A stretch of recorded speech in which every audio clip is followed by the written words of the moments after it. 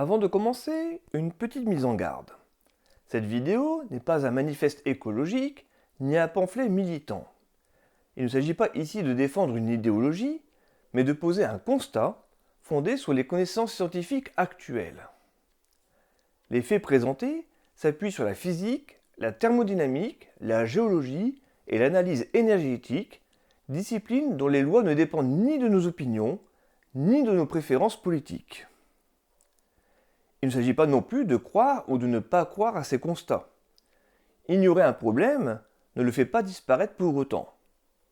Ce que je propose ici, c'est d'observer la réalité telle qu'elle est, afin de mieux comprendre les enjeux énergétiques de ce XXIe siècle. Alors il faut bien comprendre que l'énergie n'est pas un simple sujet parmi d'autres. Elle est le socle de toutes nos activités humaines, de notre confort quotidien à notre organisation économique. Et comprendre ses contraintes, ses limites et ses implications est une condition nécessaire pour envisager l'avenir avec lucidité. Alors pour commencer, il est indispensable de comprendre qu'il existe des lois qui ne se votent pas à l'Assemblée nationale et qui ne se négocient pas. Ce sont les lois de la nature, les lois que découvrent les scientifiques. Face à elles, on n'a jamais raison. On peut les ignorer, mais dans ce cas, on en paiera toujours les conséquences. C'est pourquoi il vaut mieux les connaître si l'on veut prendre les bonnes décisions, qu'elles soient politiques, économiques ou sociales, et pour notre avenir. Et quand on parle d'avenir, il s'agit bien sûr de celui de l'humanité, et non celui de la planète, comme on l'entend dire si souvent. La Terre était là bien avant nous, et elle continuera d'être là bien après nous. Il faut donc bien comprendre que ce que nous mettons en danger aujourd'hui, c'est notre avenir à nous tous en tant qu'humains.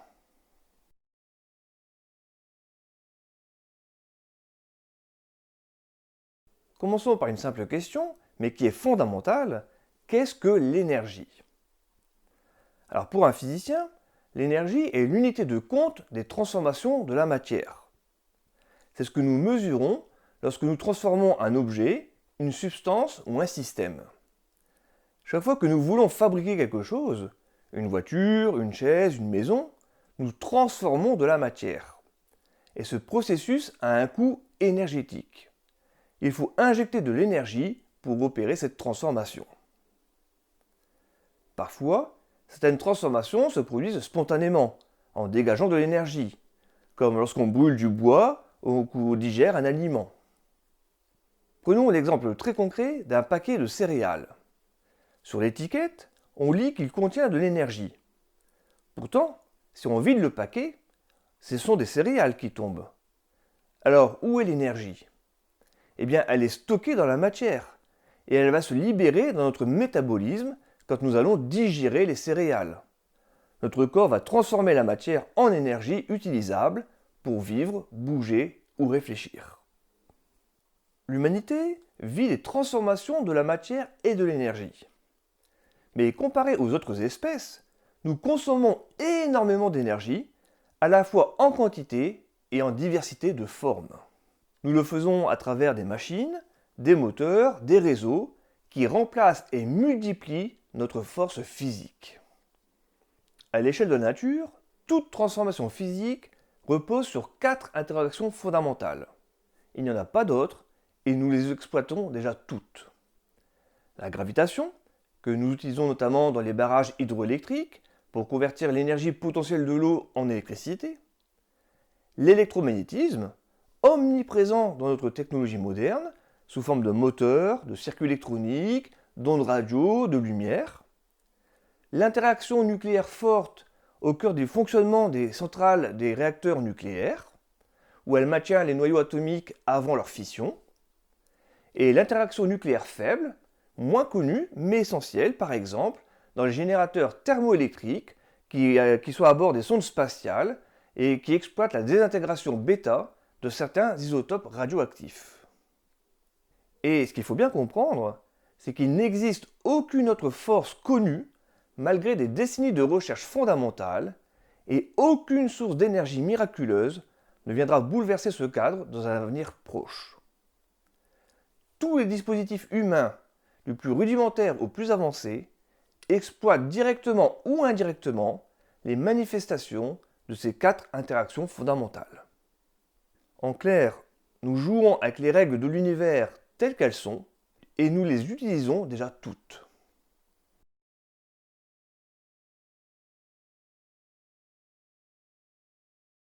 Regardons maintenant un chiffre clé, la puissance moyenne consommée par l'humanité. En 1800, elle était d'environ 0,5 TW. Aujourd'hui, elle atteint 17 TW. Cela signifie que la puissance moyenne de l'humanité a été multipliée par 34 en 2 siècles.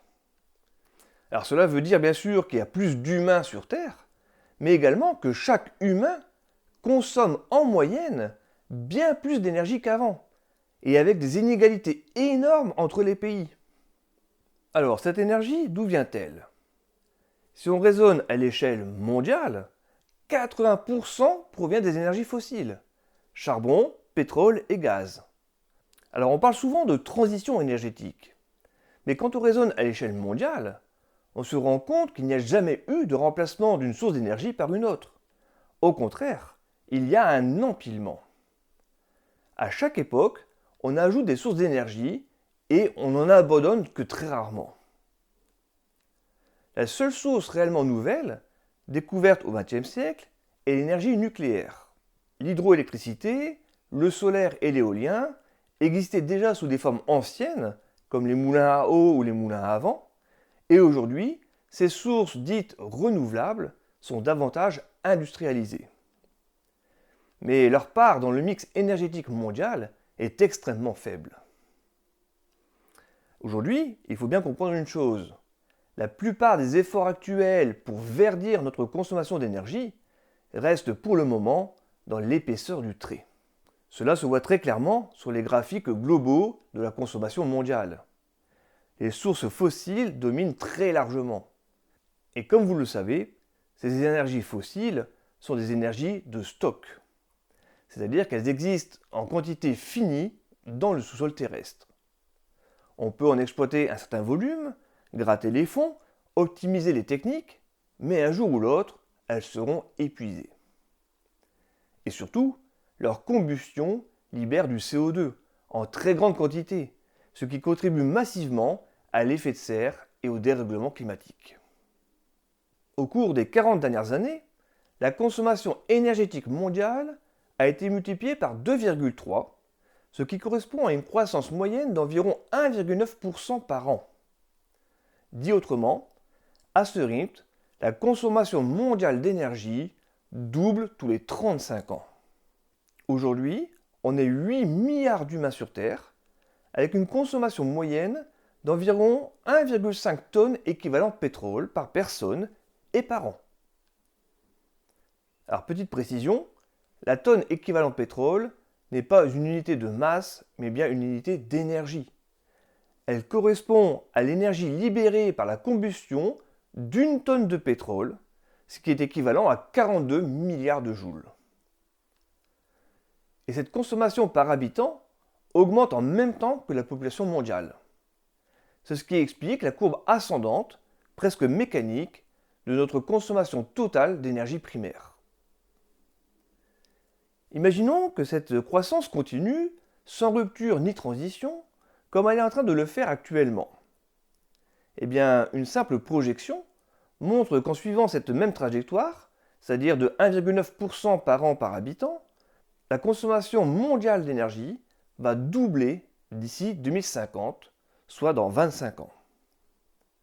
Et comme l'énergie utilisée est à 80% d'origine fossile, cela signifie une explosion du CO2 qui sera émis dans l'atmosphère avec toutes les conséquences que cela implique sur le climat, les écosystèmes et nos sociétés.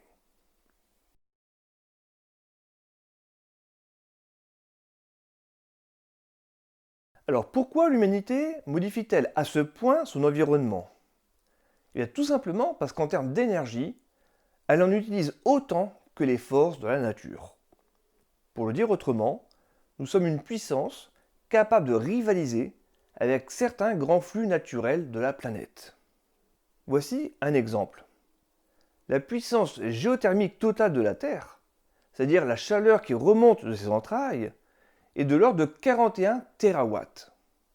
Et la puissance moyenne utilisée aujourd'hui par l'humanité en une année est de 17 terawatts. Cela veut dire que la puissance énergétique mondiale qu'utilise l'humanité est quasiment égale à la moitié de celle produite naturellement par notre planète en une année. Alors à ce stade, il faut distinguer deux notions fondamentales. Ce qu'on appelle énergie, c'est la quantité totale disponible ou utilisée. Elle se mesure en joules. La puissance, c'est le débit d'énergie, c'est-à-dire combien d'énergie on utilise par unité de temps, et ça se mesure en watts. Alors pour comprendre cela, sachez que la consommation énergétique annuelle des États-Unis est supérieure à l'énergie libérée par le plus puissant séisme jamais enregistré, qui était un tremblement de terre qui a eu lieu au Chili en 1960. Mais un séisme libère beaucoup d'énergie en quelques secondes. Sa puissance est donc énorme. A l'inverse, l'humanité utilise la même quantité d'énergie, mais de manière étalée sur une année. Cela produit des dégâts équivalents, mais qui se voient moins, car ils sont répartis dans le temps et sur toute la planète. Un graphique très parlant permet de croiser deux indicateurs. En abscisse, vous avez l'énergie disponible par habitant en tonnes équivalent pétrole. Et en ordonnée, l'indice de développement humain, qu'on appelle IDH, qui regroupe l'espérance de vie, la scolarisation et le revenu moyen. Les résultats sont très clairs. Quand l'énergie disponible augmente, l'IDH augmente aussi.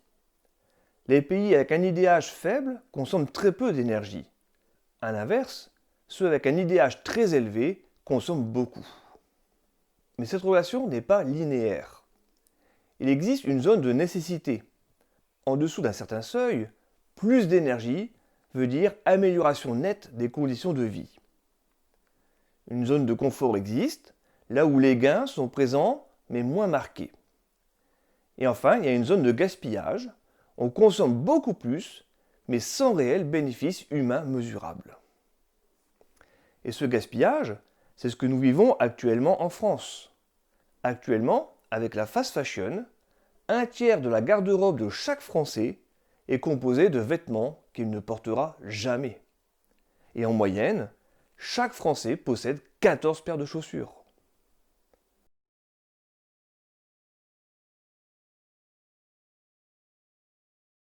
Voici maintenant une expérience parlante. Est-ce qu'un cycliste olympique peut produire assez d'énergie pour alimenter un grille-pain? Dans cette expérience, l'énergie musculaire d'un cycliste olympique, qui était médaille de bronze, est transformée en électricité grâce à une dynamo actionnée par la rotation du pédalier du vélo. L'ensemble alimente un grille-pain. Pour que l'appareil fonctionne, il faut que le champion produise une puissance de 700 watts. 2 minutes plus tard, le cycliste s'effondre, incapable de continuer, et s'allonge sur le sol pour récupérer de l'intense effort qu'il vient de produire. Et la tranche de pain est tout juste grillée. Alors, s'il faut un cycliste olympique pour griller une tranche de pain, près de 100 seront nécessaires pour faire rouler une Renault Clio pendant seulement 2 minutes. Et pour faire franchir à cette voiture 100 km, il faudra disposer de l'énergie produite par l'ensemble des cyclistes du Tour de France pendant 20 minutes en développant la puissance nécessaire pour l'ascension d'un col de montagne. Vous imaginez? Une voiture tractée sur l'autoroute par près de 200 cyclistes super entraînés. 1 tonne équivalent pétrole par an représente une puissance moyenne d'environ 1,3 kW. C'est l'équivalent de 15 cyclistes pédalant sur un vélo 24 heures sur 24, 365 jours par an. Autrement dit, dans les pays de l'OCDE, chaque habitant consomme en moyenne l'équivalent énergétique de 60 cyclistes personnels. Sauf que ce ne sont pas des humains, ce sont des machines, des moteurs, des réseaux qui travaillent pour nous jour et nuit en continu. Dans la Rome antique, les patriciens vivaient dans un confort certain. Ils disposaient de 60 à 100 esclaves physiques chargés de répondre à leurs moindres besoins. Si l'on fait abstraction de l'absence de médecine moderne, leur quotidien était somme toute relativement paisible. Aujourd'hui, nous avons remplacé ces esclaves humains par des machines. Des moteurs, donc des appareils électriques, des chevaux mécaniques. Des dispositifs qui travaillent pour nous, donc on l'a dit, sans relâche, jour et nuit. Et le piège serait de penser que cela a profité qu'aux élites. Mais c'est totalement faux. Chaque Français dispose désormais d'une force de travail équivalente à celle d'un grand aristocrate romain. En termes de confort, de mobilité, de chaleur, de lumière, d'accès à la nourriture, le citoyen ordinaire du XXIe siècle vit comme un patricien de l'Antiquité. Prenons un autre exemple avec l'agriculture. Voici 3 images. Avant l'ère industrielle, donc il y a à peu près 200 ans, des dizaines d'humains travaillaient pour récolter des sacs de blé. Chaque humain nourrissait à peine lui-même, sa famille et quelques autres. Plus tard, on a introduit les chevaux. Ce sont bien des vrais chevaux, des chevaux physiques. 30 chevaux dans un champ, dirigés par quelques humains. Aujourd'hui, un seul humain pilote une moissonneuse-batteuse qui est l'équivalent de 200 chevaux mécaniques. Si l'on trace pour chaque pays la part de la population travaillant dans l'agriculture en fonction de l'énergie disponible par habitant, on observe une tendance très nette. Quand l'énergie disponible est faible, c'est-à-dire moins de 100 watts par habitant, tout le monde travaille dans l'agriculture pour survivre. Quand l'énergie disponible est élevée, c'est-à-dire plusieurs kilowatts par habitant, 2 ou 3% de la population suffisent pour nourrir tous les autres. Autrement dit, plus un pays a accès à de l'énergie, moins il a besoin de bras pour produire de la nourriture. Car cette énergie est utilisée pour faire tourner des machines. Prenons un aliment emblématique, le bœuf. Pour manger du bœuf, il faut nourrir le bœuf. Pour nourrir le bœuf, il faut cultiver beaucoup de végétaux. Pour cultiver ces végétaux, il faut des surfaces agricoles, des machines, des engrais, des transports. Si l'on prend en compte l'ensemble du cycle de production, produire 1 kg de viande de bœuf nécessite entre 10 et 20 kWh. Pour comparaison, pour 1 kg de porc, ça nécessite entre 6 à 10 kWh. 1 kg de poulet, ça nécessite entre 4 et 6 kWh. Et 1 kg de légumes, c'est à peine 1 kWh.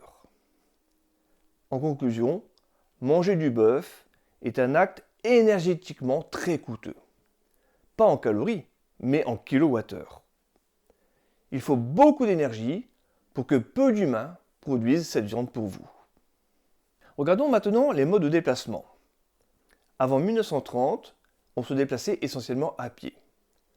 Résultat, on naissait, on se mariait, on vivait et on mourait à quelques kilomètres du même endroit.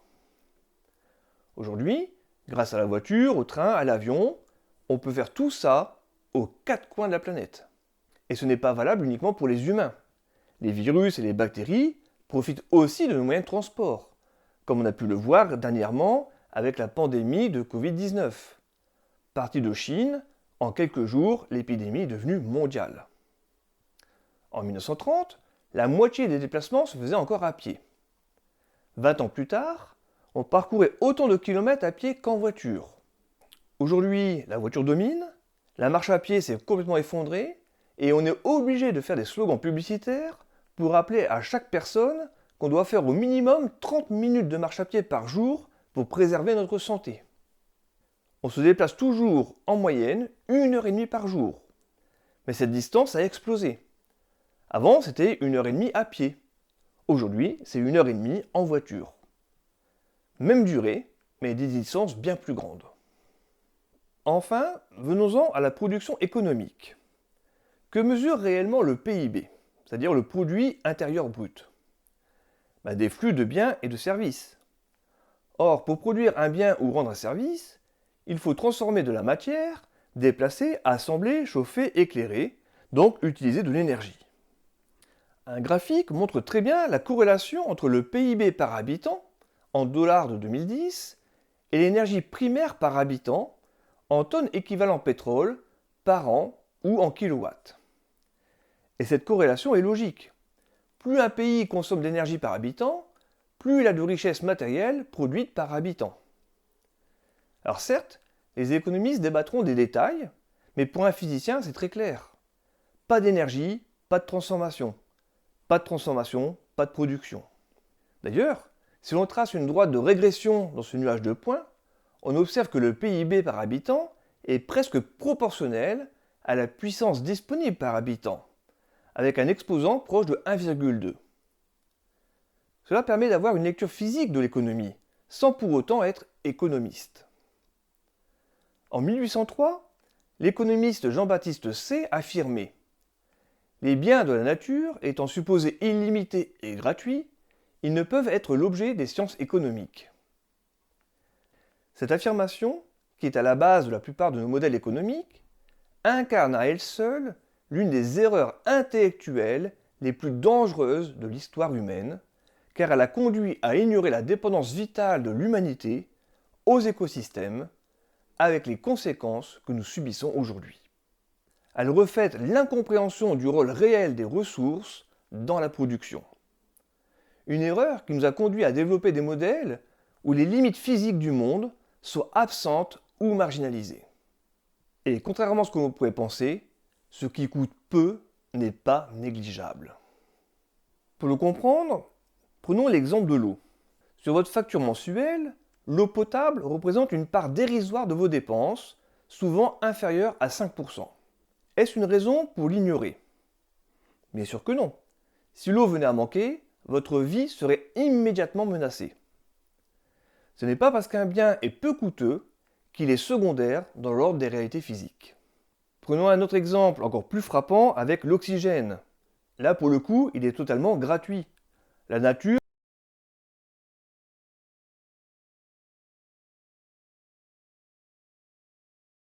ça serait totalement absurde. Sa gratuité n'annule en rien son caractère vital. Eh bien, il en va de même pour l'énergie. Tout comme l'eau et l'oxygène, ou les ressources naturelles, elles sont indispensables. C'est l'un des fondements invisibles de toute activité humaine. On ne produit aucun bien, aucun service sans transformation d'énergie.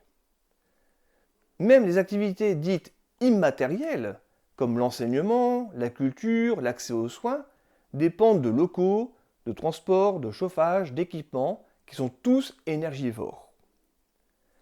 L'économie fonctionne grâce à des flux d'énergie et de matière. Ce qui coûte peu en euros peut coûter énormément en réalité physique.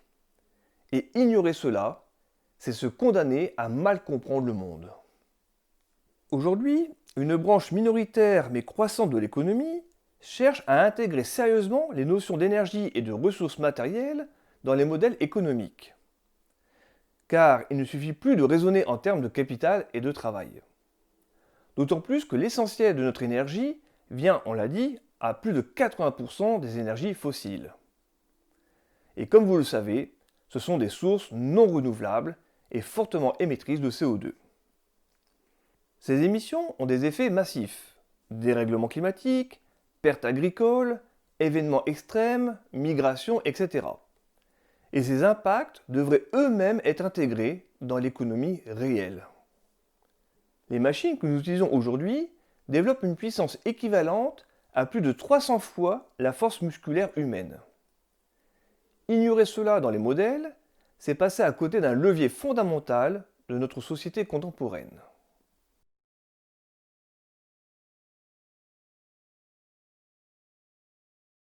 On parle souvent de l'équation de Kaya, parfois appelée identité de Kaya, qui permet de décomposer les émissions de CO2 en plusieurs facteurs.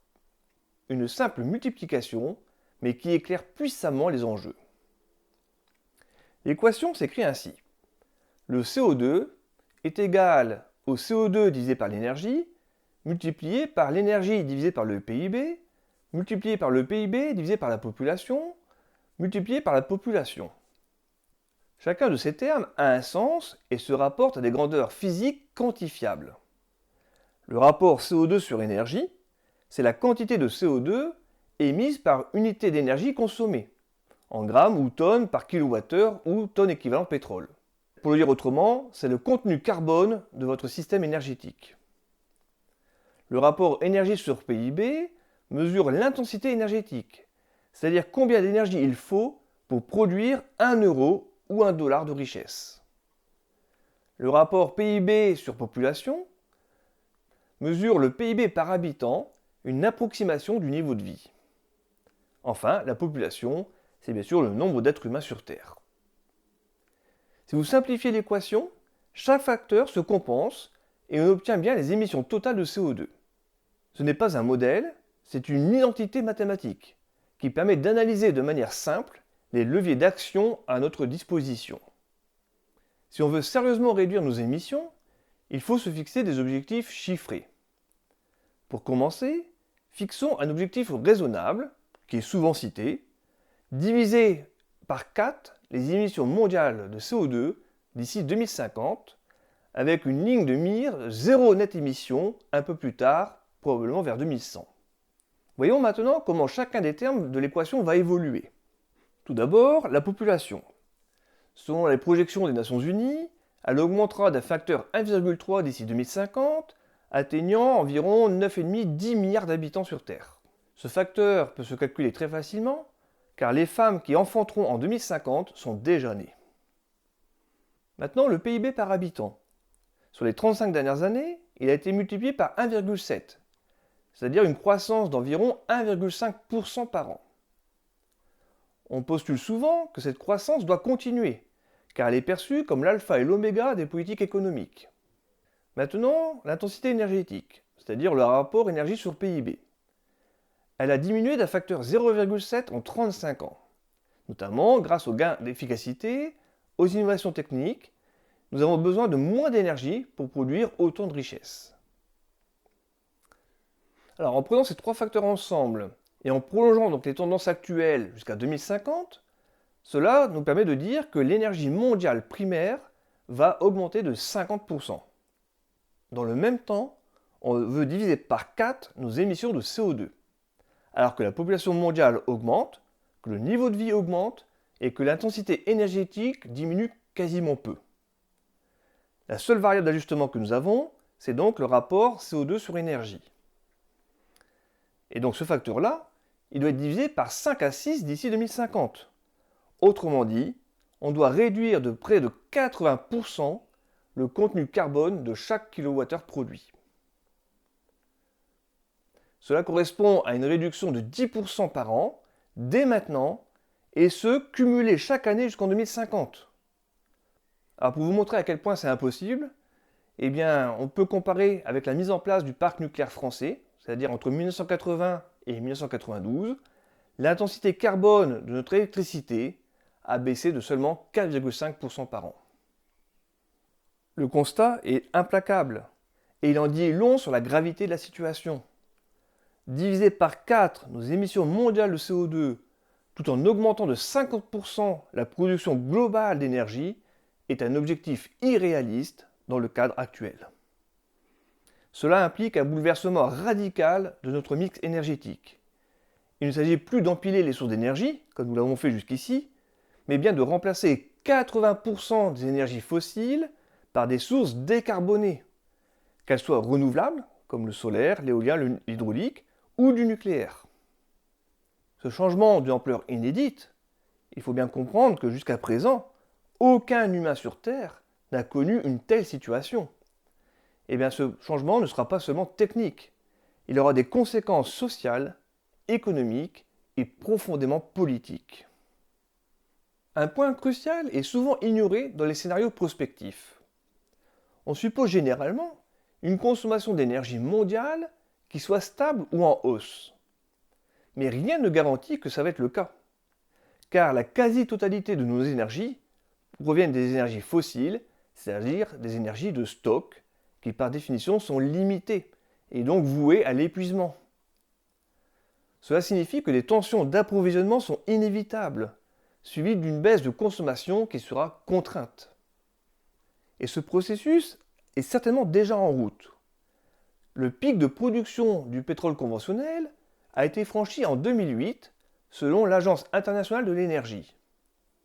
La vraie question n'est donc pas de savoir si nous devons consommer moins, mais de savoir si cette sobriété sera choisi ou subi? Et derrière cette question s'en cache une autre, tout aussi fondamentale. La transition énergétique sera-t-elle démocratique ou autoritaire? Égale pour tous ou profondément inégale? Ce choix, normalement, nous devrions le faire tous ensemble, à l'échelle mondiale. Il ne dépend pas de nos différences, mais de notre capacité commune à penser l'avenir autrement.